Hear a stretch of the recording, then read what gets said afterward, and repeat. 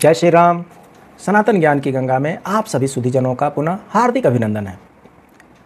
मनुष्य एक चिंतनशील प्राणी है और चिंतनशील होने के साथ साथ भावनात्मक प्राणी भी है। और मनुष्य की भावनाएं जब बढ़ने लगती हैं तो अपनी भावनाओं के सागर में वो कुछ इस तरीके से डूब जाता है कि किसी और की भावनाओं का उसको ख्याल तक ही नहीं रहता है। और जब उसको इस बात का ख्याल आता है तब उसको समझ में आता है कि दुनिया में कितना गम है और मेरा गम कितना कम है। ऐसा ही कुछ दृश्य यहाँ पर भी हो रहा है। तत्काल सर्जरी के लिए बुलाए जाने के बाद एक डॉक्टर साहब आनन फानन में अस्पताल में दाखिल होते हैं। उन्होंने जल्द से जल्द कॉल का जवाब दिया और यथाशीघ्र वो हॉस्पिटल में पहुँच गए।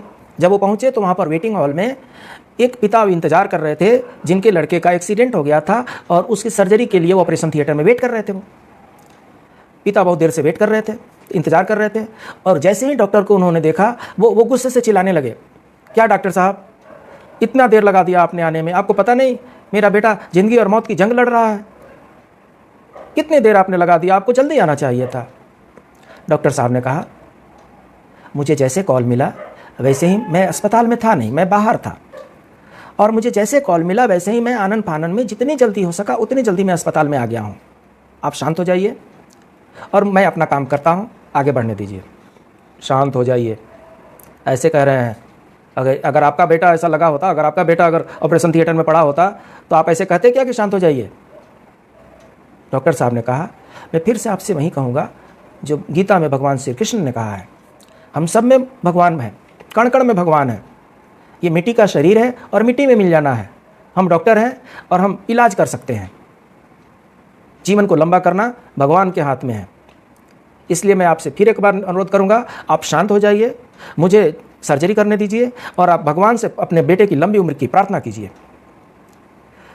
पिता कुछ बुदबुदाते रहे, डॉक्टर साहब भीतर चले गए। घंटों सर्जरी करने के बाद से ऑपरेशन थिएटर से डॉक्टर साहब बाहर निकलते हैं। हल्की सी मुस्कान लिए वो बोलते हैं उनके पिता से, बधाई हो, भगवान की कृपा से आपका बच्चा बच गया, अब कोई खतरा नहीं है। और बोलते हुए और डॉक्टर साहब बड़ी तेज़ी से दौड़ते हुए हॉस्पिटल से बाहर निकल रहे हैं। और दौड़ते दौड़ते वो बोलते हैं, और हाँ, अगर कुछ आपको पूछना होगा तो नर्स से पूछ लीजिएगा। और डॉक्टर साहब भागते भागते हॉस्पिटल से बाहर निकल जाते हैं। पिता को बहुत गुस्सा आ जाता है। वो नर्स जैसे आती है उसको बोलते हैं, ये डॉक्टर जो है इतना अहंकारी क्यों है? ये 5 मिनट रुक करके मुझसे बातें नहीं कर सकता? मुझे बता नहीं सकता था कि मेरे बेटे की क्या हालत है? आया भी लेट से और उसके बाद से ऑपरेशन किया और दौड़ करके भाग रहा है। इनमें डॉक्टर नाम का कोई चीज़ है कि नहीं? जिम्मेदारी है कि नहीं?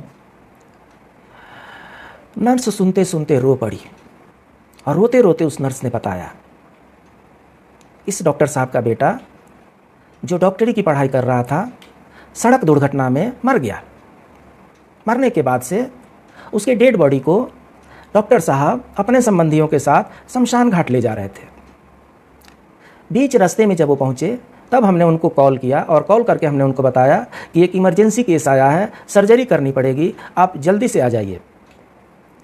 अपने बच्चे की शमशान यात्रा को बीच में छोड़कर डॉक्टर साहब वहाँ से भागते हुए आए और आपके बच्चे का इलाज किए। अब जब आपका बच्चा ठीक हो गया है तो अब यहाँ से भागते हुए वो शमशान घाट की तरफ जा रहे हैं, जहाँ पर उनके घर वाले सगे संबंधी उनका इंतजार कर रहे हैं कि वो पहुँचे और वहाँ पर शमशान घाट में अंतिम क्रिया किया जाए। तब समझ में आया पिता को असली माजरा क्या है। तब समझ में आया पिता को कि इनके बच्चे की तो जान वो बचा दिए, और वो डॉक्टर जो इनके बच्चे की जान बचा दिया वो अपने जवान बच्चे को फूंकने के लिए जा रहा है, जलाने के लिए जा रहा है, शमशान घाट जा रहा है। सच में कभी कभी मनुष्य इतना भावनात्मक हो जाता है कि उसको दूसरों के गम का कोई चिंता ही नहीं रहता है, और जब उसकी भावनाएं सीधी होती हैं तब उसको समझ में आता है कि दुनिया में कितना गम है और मेरा गम कितना कम है। भगवान सब पर अपनी सद्बुद्धि बनाए रखें, सबको स्वस्थ रखें, सबको कुशल रखें। इसी मंगल कामना के साथ जय श्री राम।